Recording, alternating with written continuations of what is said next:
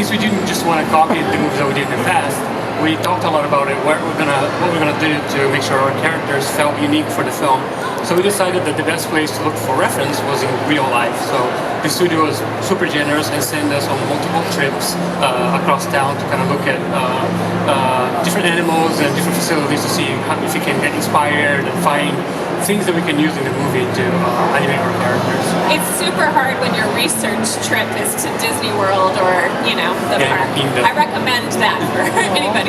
Yeah, and this is actually one of our trips. So you can see it was a little bit cold, but that was actually the first time I got to see a real fox in front of me, and it was so inspiring. And along the way, everything that we saw kind of helped us a little bit, kind of inform of what the movie should be. Yeah. And then where did you get to go? I got to go to Kenya with a group of 11 of us. We were there for 2 weeks. And that actually, at that point, I think I was working on the movie for about a year already. Actually more than a year, because we're already doing tests and we already had characters rigged. And I felt like, okay, it's great, I get to hang out with my friends, but I didn't really see what else. I didn't really realize how much more we had to learn from going on such a big trip, because I felt like we've been looking at videos for quite a while, we've been going to facilities around town, and I really felt like we had to study enough, but that trip really changed everything that I thought we were doing right. It really felt like there was something that we're missing as soon as I landed there. So yeah, and we got to interact with animals very closely, and there's things that they do that were very unique that I really wasn't expecting. I think the facilities that we went to visit, they were amazing, they're really great facilities, but when these animals are they're not in their natural environment, there's something that's very different about them. Yeah, and John Lasseter, he's really big about making these worlds believable. And the whole premise of the movie was that this is a world where animals have agreed to not eat each other, and it's kind of like, well, could that world really exist? And I think when you guys were in Kenya, you noticed this happening out in the real world. Actually, at the watering hole, there's some sort of truce that happens. Like, you will see a zebra and a lion come up and drink next to each other and not bother each other. And it's kind of a weird agreement that they have. It's kind of off limits. We all need water. We'll go up there and drink peaceably. And so we put that into the mythology of our movie. And so a new beginning was when there was an agreement at the watering hole. And you'll actually see in the city of Zootopia, it's entirely built around a watering hole. And one of the many challenges that we had in the movie was how you're going to animate these different scale characters, right? Like a little mouse is, really small, and an elephant is super big, and a giraffe is even taller. So we didn't want to change the scale of the characters to make them fit into a scene. So we decided that, okay, each character, we're going to portray the species for what they are, and the sizes were actually a very complicated part of animating these characters on the film. To make like an elephant fit in the scene of a little mouse was very challenging. So, and there were other things that we're doing prior to our trip to Kenya, like we were talking about how we're going to animate these elephants, and we kept, there's a lot of things that they needed to do in the film, and we're talking about, are we going to give them thumbs, we're going to give them fingers, but when we went to Kenya, I realized that, they do everything that they need with their trunk, from, very broad movements to actually very tiny, very nuanced kind of small things. They're very expressive, and they can do everything that they need with that. So we decided in the movie per se not to pursue this idea of creating thumbs or fingers and just animate them the way they are in real life. And I think you said that the baby elephants, they were more awkward with their trunk because they hadn't quite learned how to articulate that yet. It's such a complicated, muscle system. Yeah, exactly. And all that stuff was very inspiring to us. So if you see the little baby elephants in Zootopia, they're a little more naive, and they don't really kind of have all the organic kind of flow that the adults would have. Yeah, so this was the first time that we did it, and I think there's actually a cut scene from this that's not in the movie. Yeah. I think this scene here, they decided to cut from the film, so you get to see it. Yeah. And throughout that research, there were things that worked and there were things that didn't. Yeah. That trip was really revolutionary because when you came back, we showed him all, like, Renato, while you were gone, we worked on all of these tests. What do you think? And he's like, the animation's nice, but it's all wrong, you guys. Yeah, just the first week, I think, I had the most kind of clear vision of what we needed to do. And throughout that week, all we did is just talk about like what we learned and what we're doing, what needed to be different. And one thing that we realized throughout this is that most of the things that we're looking at, animation and tasks that we're doing, they were based on things that were not really that relevant. What was relevant to me was the way these characters felt, or the way these animals felt when they moved.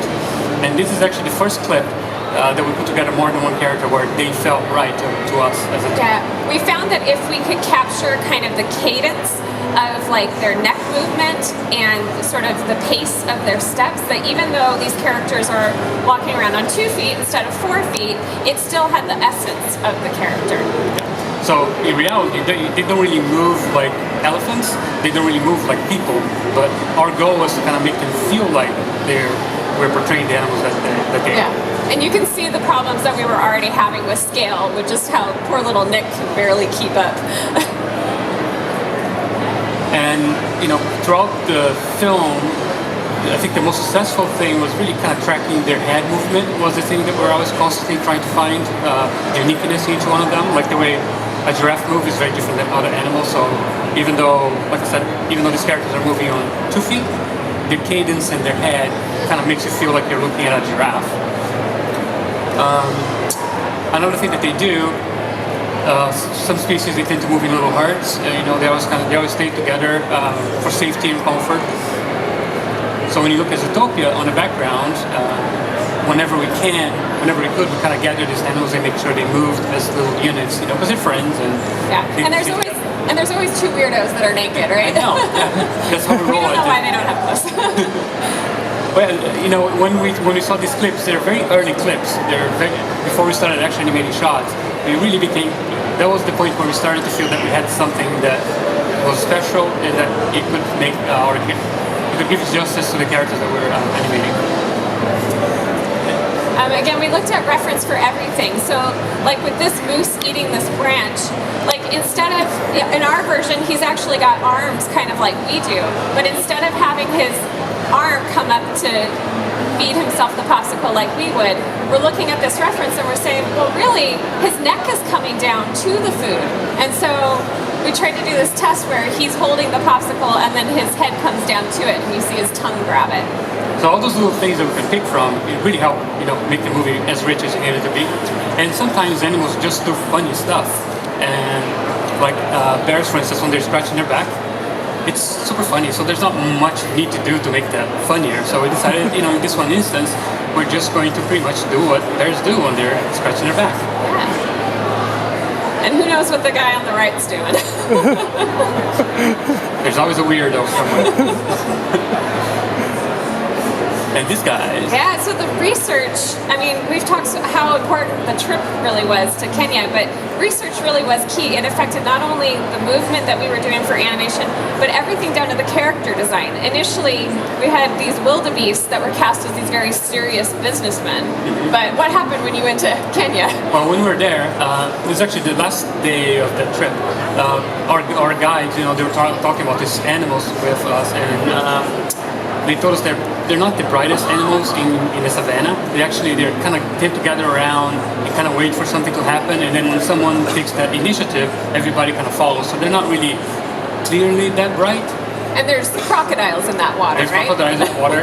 And the other funny thing about this is, I asked our guide, you know, there's green grass on one side and there's green grass on the other side, and I was wondering why are they crossing it, because it's super dangerous. You know, sometimes they don't make it all the way to the other side. They're like, no, I don't know. And they do that sometimes multiple times a day, where they cross to one side and cross back to the other side. But he didn't really know how to explain that, and he lived there his whole life. Yeah, they're just really dumb. So we decided at the end of the day, this businessman had to be that guy. So it affected everything about these characters, and we actually found a moment in the film to use this moment that they witnessed on the trip. So there's the dum-dum that goes first, and then they all follow. Yeah. So that was, I found this moment really, really amazing, because we're trying to find, you know, how can you use this, you know, and that was so perfect. Yeah. And then this is the Cape buffalo, and this is the animal that Chief Bogo is based on. And they're actually some of the most dangerous animals in the wild. And what they kind of use intimidation as their powerful move. And if they hear or see you coming, they will just stop, turn, and stare you down until you go away. And so that's what this guy's doing here. And of course, we had to animate that. And I don't know if you guys, if someone here was D23 last time we were here, we actually had this playing in the background, the directors were talking, and again, this was a moment that felt right to us. You know, the character felt whole, and we were able to use a little bit of what we found in nature into the film. He's always watching. And then of course, Nick talks out of turn, and so Bogo has to stare him down. And cheetahs, we have one of our characters, a cheetah, called Hazard. They're amazing animals, and we got to see them in one of our parks here running. Yeah, the cheetah run they're so fast. They have these like piston-like, legs, and their head, you'll notice that their head stays really still as they're moving across. It was incredible. But our cheetah is a little bit different physique because he's not out there chasing prey, and they've agreed not to eat each other, so he chases donuts instead. But you can see, even though he's a bit rounder, we're still trying to keep the quality where his head is very still as he moves across. Giselle, I'm your number 2 fan. That's what I'm going to say.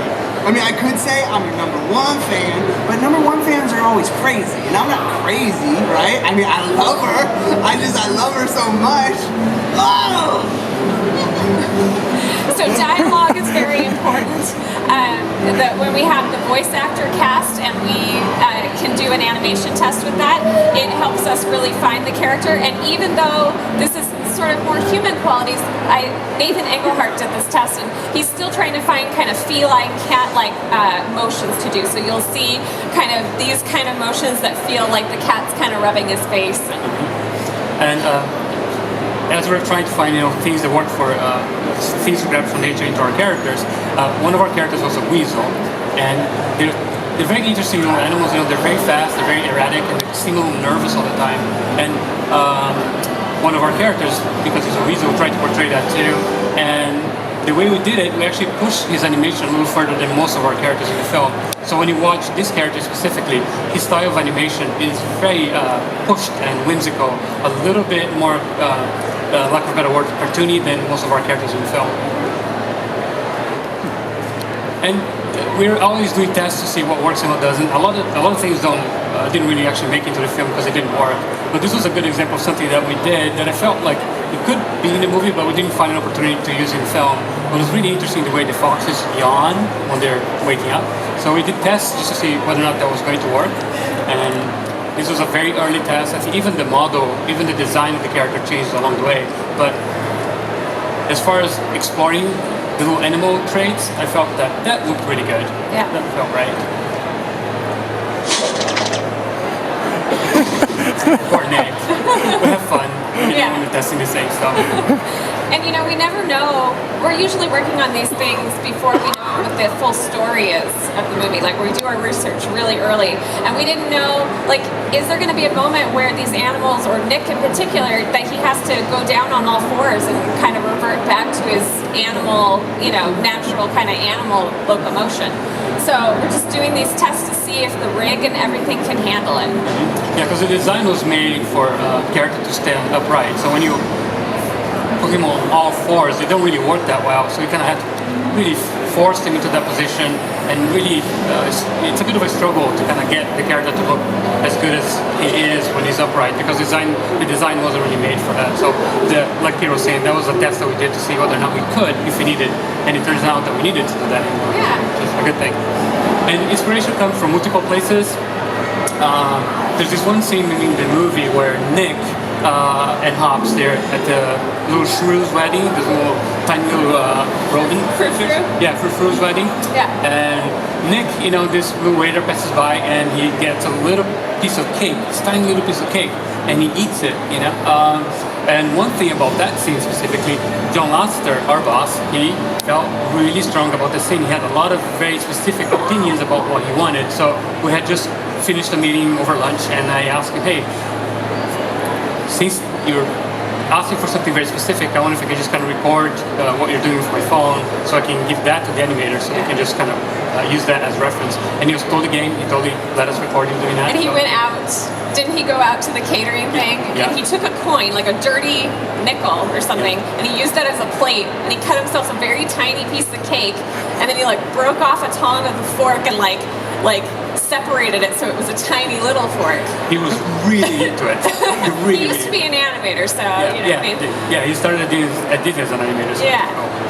so that's the video footage that we use as reference for that scene.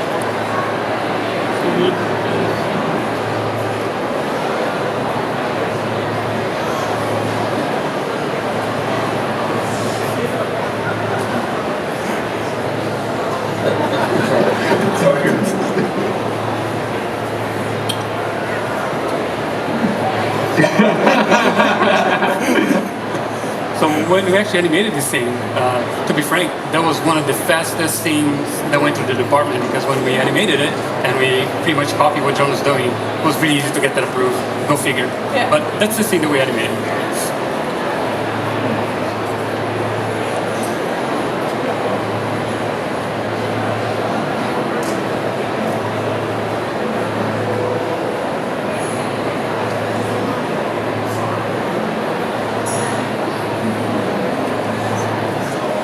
And then I had the very difficult job of looking at cute bunny rabbits all day.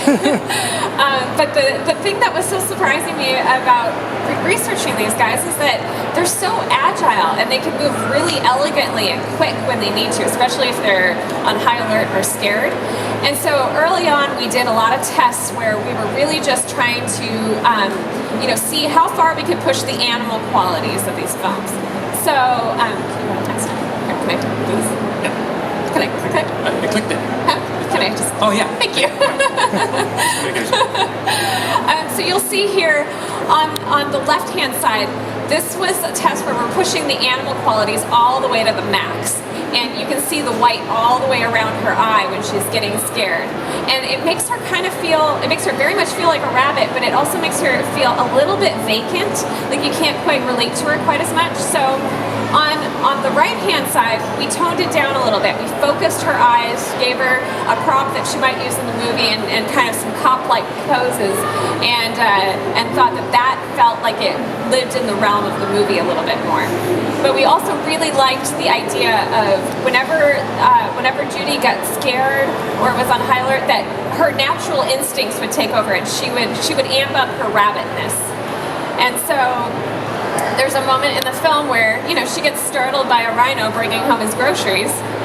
And so she actually goes down on all fours and you kind of see the breathing and the nose twitching. It was a fun kind of dancing number that we had to do, trying to figure out like when do these characters become fully animals and when do they become this more human type of persona. So I think the trick was really trying to find moments where they were in some sort of like stress, whether they're a danger or something like that. Those are moments that we can apply a little bit more of their animal behavior into the film. Yeah. And then last but not least, again, we talked a little bit about the voice actors earlier. Jennifer Goodwin was such a huge influence on the character of Hopps. When I initially rolled onto the film, Judy was a much different character. She was a very seasoned cop. She'd kind of been there, done that, seen it all. And then Jennifer was cast, and her vocal quality was so pure and optimistic, and really she kind of made her like a glass half full kind of bunny, and that really shaped the story and who her character was.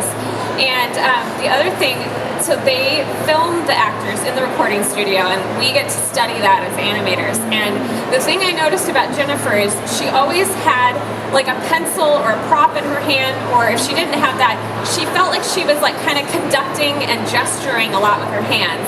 And it lent itself to a very kind of bouncy quality, which felt very rabbit-like. And so we used her a lot for inspiration in the movement of Judy. And this is a very early test that one of our animators did, looking at Jennifer's reference in the recording studio and animating her based off of that.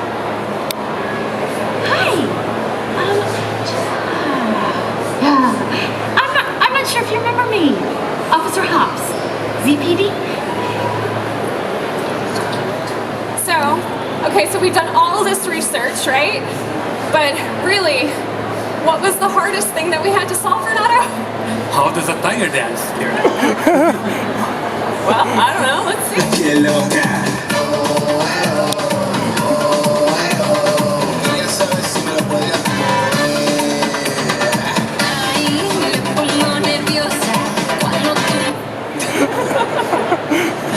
So that's what we have. So That's the story of Zootopia.